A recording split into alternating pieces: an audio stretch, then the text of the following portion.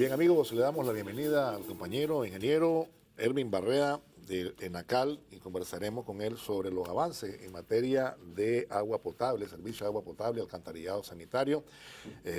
Quisiéramos preguntarle, ingeniero, ¿en dónde estamos?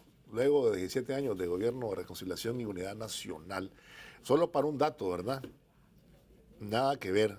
Recordemos que en aquel entonces, para los que no lo recuerdan, ellos estaban empecinados, los gobiernos neoliberales, en vender esta empresa, en privatizar el agua, el servicio tan vital para los nicaragüenses.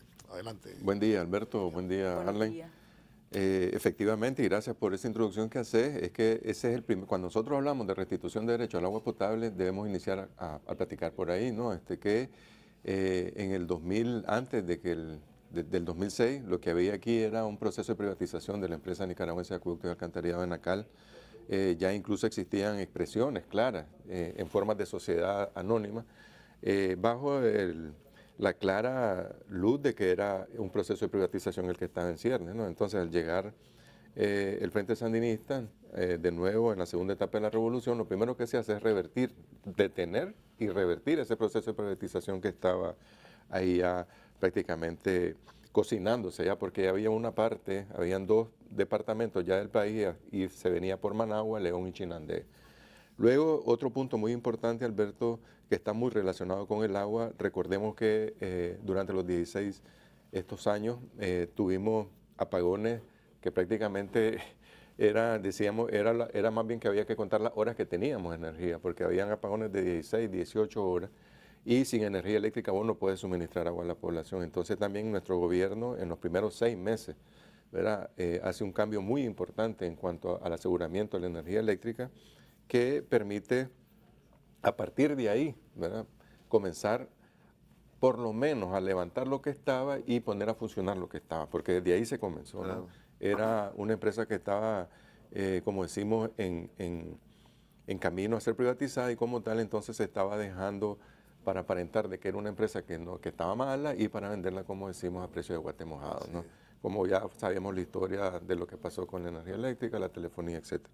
Y ahí nos encontramos con un porcentaje de cobertura de agua potable de un 65%, marcado por ese tema, ¿no?, de que los horarios de abastecimiento que teníamos eran muy malos, ¿no?, porque si tenía solamente 8 o 6 horas de energía eléctrica, además de que la infraestructura estaba sin ningún mantenimiento, era muy complicado. Eso fue en el 2006. ¿Cómo estamos 17 años después? Nosotros hemos incrementado la atención en familias desde ENACAL de 384,000 que teníamos en el 2006, en unos registros que encontramos, hasta 838,000 familias en este año 2023 que recién cerramos, es decir, 454,000 familias más. Si eso lo multiplicamos nosotros por 5 o por 6, nos estamos dando cuenta que hablamos de millones de personas, de que nosotros estamos atendiendo más desde ENACAL, pero además de que las atendemos, se ha venido también trabajando en el mejoramiento de los servicios.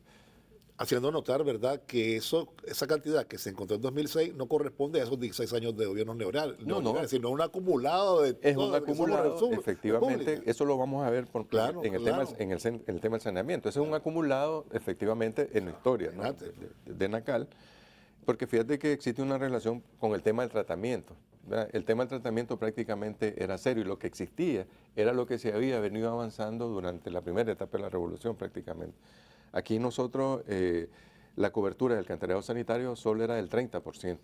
Y el tratamiento del agua residual, que es un tema trascendental y estratégico para un país, porque recordemos lo que pasaba con el lago de Managua, no teníamos ningún tipo de tratamiento del agua residual, prácticamente lo podríamos resumir a cero. ¿Dónde estamos hoy? Pero había pues una cierta representación de 66,000 metros cúbicos por día, es una cantidad que son unos 66 millones de litros por día, y al 2023 se ha incrementado la capacidad de tratamiento hasta 341 millones de litros por día. Eso son 5 veces más de lo que teníamos encontrado. También viéndolo como un tema estratégico y un tema de preocupación de gobierno, porque los gobiernos normalmente el tema de los alcantarillados sanitarios y las plantas de tratamiento de aguas residuales son inversiones que no las ves, ¿me entiendes? Porque las plantas están fuera de la ciudad, pero tienen un papel muy importante sobre la salud y, como digo, sobre el cuidado de las fuentes de agua que vamos a utilizar en un futuro para abastecernos nosotros, para tomarla, ¿no? Entonces, esos son dos temas fundamentales. Estábamos en 65%, en el 2006 pasamos a 94.5% de cobertura, mejorando sustantivamente los horarios de abastecimiento. Y en cuanto al saneamiento, estábamos en el 30% y cerramos con 55% en el año 2023.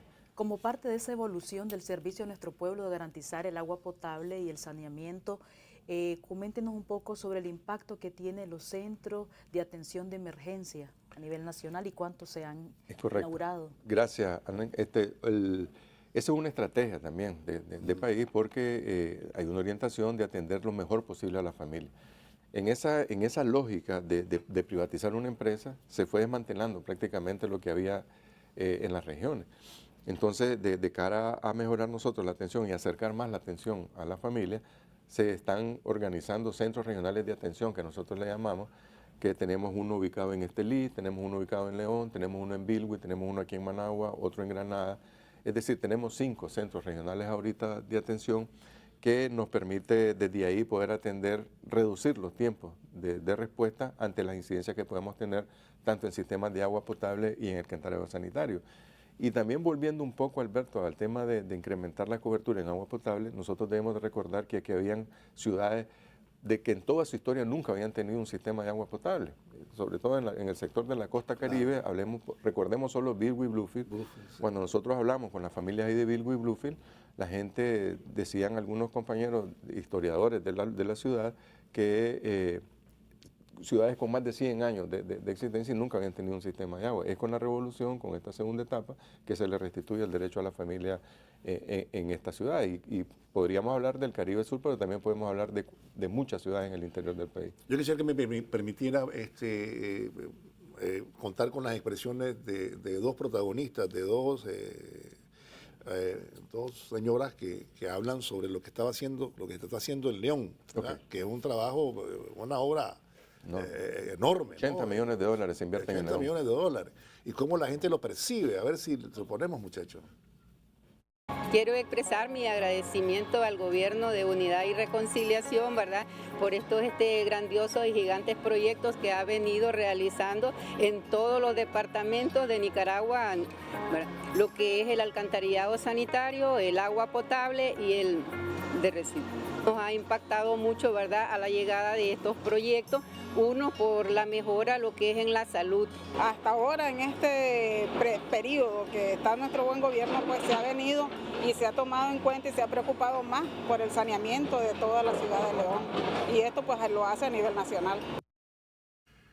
Esto es para una ciudad, pero no es una, son varias. No, este año el plan de inversión nos dice que estamos trabajando en 18 ciudades, en alcantarillado sanitario, en 30 proyectos en agua potable, como este proyecto de León, que es uno de los más grandes que estamos desarrollando actualmente. Se invierte tanto en alcantarillado sanitario, el tratamiento del agua residuales y el sistema de agua potable de León. Las últimas inversiones en León fueron seguramente durante la primera etapa de la revolución, y es ahora durante la segunda etapa de la revolución, después de que León ha crecido enormemente. Algunos censos dicen que había hasta 300.000 personas ya en León, entonces ya ameritaba hacer una inversión de este tamaño. Más de casi unos 200 kilómetros de tuberías en agua potable, 200 kilómetros de tuberías en alcantarillado sanitario, para que tengamos una idea de las magnitudes. Estamos hablando de 12 pozos, una cantidad similar de tanques nuevos que se están instalando, de tal manera que la familia en León tengan horarios de servicio adecuados. Porque aquí el tema de la cobertura no es que en León no tengamos una cobertura, que la gente no tenga una conexión. Lo que estamos trabajando es para mejorar los horarios de abastecimiento de la familia. Es decir, que si hay barrios que tienen 4 o 6 horas, que las pasemos a tenerlas, aspiramos a tener 24 horas de agua todos los días en nuestras casas. Entonces, ese es otro tema, Alberto, que cuando en el 2006 uno revisa entre el 90 y el 2006, prácticamente en este país las inversiones eran de unos 26 millones de dólares por año. Y en esa inversión se incluían incluso los costos, porque no se pudo determinar, administrativos, no se pudo determinar exactamente cuánto era para lo que es la inversión pura que llamamos, ¿no? Inversión de capital, porque no existe la transparencia ahora. Vos vas al presupuesto nuestro y vas a encontrar exclusivamente cuánto es lo que hay para proyectos y cuánto es lo que nosotros gastamos en la parte de gastos administrativos. Entonces nosotros pasamos del 90 al 2006 de invertir 26 millones de dólares por año ahora que llevamos un promedio de 67 millones de dólares por año. Es decir, prácticamente casi lo estamos más que duplicando, casi acercándonos al triple. Pero lo que es más importante es que este indicador en los últimos años, Alberto, viene cada vez incrementando más. Por lo tanto, deberíamos pensar que este número, en lo que va el transcurso del tiempo, va a aumentar. Este año el presupuesto de Enacal es de 170 millones de dólares. Obviamente, ya en el periodo, en el promedio de los 17 años nos da 67 millones. Y el año pasado fue un valor aproximado a los 120 millones. Entonces, es un gobierno revolucionario que bajo un precepto que dio el comandante Daniel desde que asumió el gobierno en esta segunda etapa, en el 2007, él dijo que el agua era un derecho humano y como tal tenía que ser restituido a todas las familias de Nicaragua sin ninguna distinción, bajo un concepto fundamental de que el agua es un derecho humano y no un negocio. Entonces, esto demuestra el interés de nuestro gobierno efectivamente por mejorar esta condición, porque una cosa es hablar, una cosa es decir, una cosa son buenos deseos de que quiero hacer, pero no. Si nosotros vemos los montos que invierte este gobierno para el tema del agua potable, no existen antecedentes o precedentes en el país, pero mucho menos en la región. Creo que estamos en uno de los niveles más altos comparativamente hablando. ¿Cómo avanza la independencia energética de Enacal para garantizar el servicio? Ese es un tema muy importante. Recordemos que hablábamos de que pasamos de no tener energía en el 2006 al 2007, en los primeros 6 meses. Ese es un tema muy importante porque para tener agua potable necesitamos energía eléctrica. Enacal este año va a iniciar la construcción de 2 plantas de fotovoltaicas, ¿no?, que van a permitir, cuando estén en plena ya operación, tener capacidad para satisfacer entre el 40 y el 50% de la demanda de energía que actualmente consume Enacal. Ese es un tema de energía, pero en el fondo lo que tiene es una lógica de mejorar el servicio, porque al tener nosotros un costo, un gasto más bajo en energía eléctrica, eso permite a Enacal disponernos mejor para atender a nuestra familia. Cuando alguien nos llama de que tiene una emergencia, eso nos va a poder a nosotros disponer de tener los recursos, más recursos disponibles para poder tener más cisternas, poder tener más grúa, más personal, incluso mejorar nuestro salario a nuestros compañeros trabajadores y de esa manera nosotros poder atender mejor a la familia. Es unas 2 plantas que van a estar ubicadas en el sector de Malpaisillo, una y otra en el sector del empalme de San Isidro con Cebaco, una financiada por el BESIE y otra financiada ya con fondos de la República Popular de China, y que este año nosotros ya estamos a las puertas de iniciar la construcción, ¿no? Además de que viene a contribuir en la transformación de la matriz energética del país. Esta va a ser la planta más grande fotovoltaica del país, una de ellas, la que va a estar en San Isidro, y la otra también va ya de un regular tamaño. Entonces, esperamos nosotros que este año vamos a avanzar en un 50% de nuestra independencia de consumo de energía. ¿Y la meta es el 100? La meta es el 100. Obviamente esto tiene que ir gradualmente, incluso por temas del sistema energético, pero sí estamos aspirando que en un mediano plazo podríamos aspirar tal vez a incrementar otra planta parecida a la que estamos construyendo en Malpaisillo. Tenemos las gestiones, hay una gestión bien avanzada con el BESIE y seguimos haciendo otras gestiones con China para de alguna manera aspirar por lo menos de que de aquí a unos 2 o 3 años más nosotros podamos tener alcanzado por lo menos el 70%, que ahí nosotros podríamos, es muy manejable para el tema de los ingresos que también nosotros obtenemos a través de la factura y, como te digo, redisponernos de una mejor manera para brindarle un mejor servicio a la familia. Se informó recientemente la compañera vicepresidenta Rosario Murillo que estaban trabajando en algunos pozos para mejoramientos del servicio. Mencionó el de la carretera Masaya. Sí. Quisiera que mencionara un poco sobre... En Managua existe un proyecto especial. Dentro de todos estos 30 proyectos que mencionamos, tenemos un proyecto que le denominamos el mejoramiento del abastecimiento de agua en la ciudad de Managua. Es un proyecto combinado de recursos muy importantes que está la Unión Europea, está el BID, está fondos del Japón, del JICA, que vamos a iniciar ahora, y que lo que trata de hacer es cambiar algunas tuberías que son de muy vieja data ya aquí en Managua, tuberías de viejísimas, históricas, incluso algunas de asbesto cemento, las estamos cambiando por ya tecnología muy moderna, construcción de tanques, pero además estamos mejorando la producción de agua en Managua. Tenemos sobre la carretera Masaya, que era el que la compañera mencionaba el día de ayer, 6 pozos que nos va a permitir mejorar todo lo que es el macrosector de Altamira, que nosotros denominamos, y que no estamos hablando de menos de unas 54.000 familias que viven en todo ese sector de Managua. Entonces, además de otros pozos dispersos que tenemos aquí en la ciudad de Managua, que por todo más o menos suman una cantidad de casi 15 pozos, que es lo que están en ejecución, y nosotros vamos a terminar este año de terminar de perforarlos, equiparlos, y lo que tenemos meramente que estamos iniciando este año. Eso realmente nos va a permitir tener una mejor capacidad de producción de agua para mejorar horarios de abastecimiento a la familia en sectores muy importantes de la ciudad. En más de 400 años de historia en Bluefield, Costa Caribe Sur, por primera vez tienen sistema de alcantarillado sanitario. ¿Cuál ha sido, digamos, el impacto para la población y sobre todo para el entorno económico que representa esa zona? Así es. Recordemos también de que está ya en ciernes ahí el proyecto del puerto de aguas profundas en Bluefield.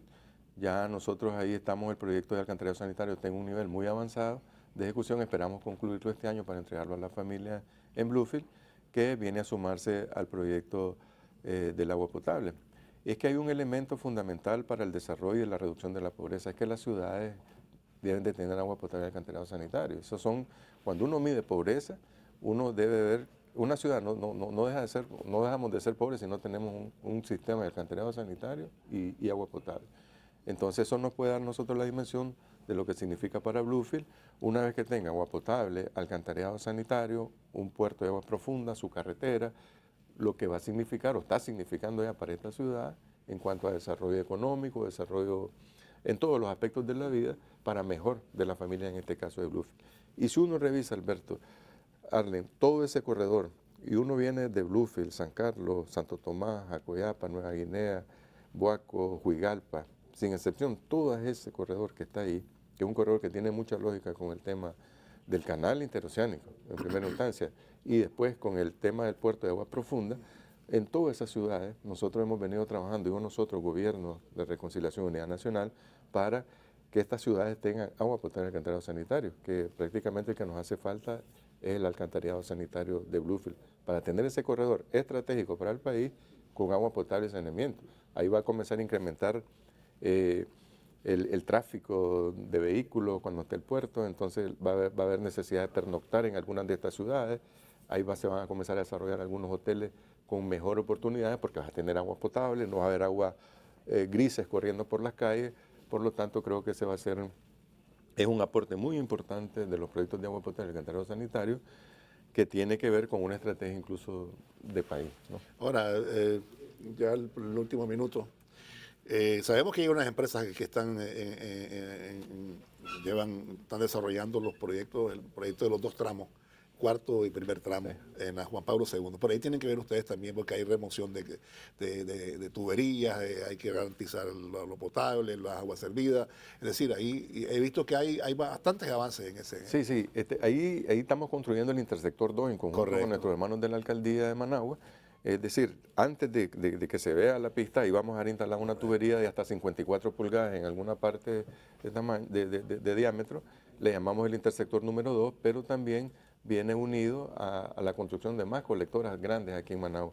Es el proyecto que denominamos el mejoramiento de la ribera sur del lago de Managua, que este año también lo tenemos como uno de los ejes fundamentales, es arrancar, estamos hablando de Tipitapa, Ciudad Sandino y Managua.